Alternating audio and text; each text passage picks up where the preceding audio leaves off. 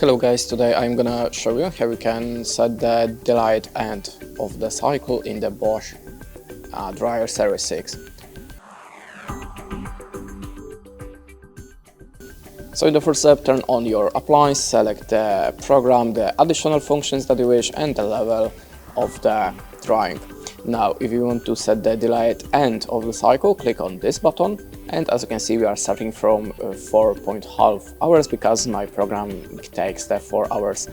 So we are starting from the half hour, and we can increase it by clicking on the button for half hour. So in my case, my drying process gonna end for the 10 hours and it's gonna start for 6 hours. Then click on the start, and that's it. Thanks for watching, leave us a like or comment, and goodbye.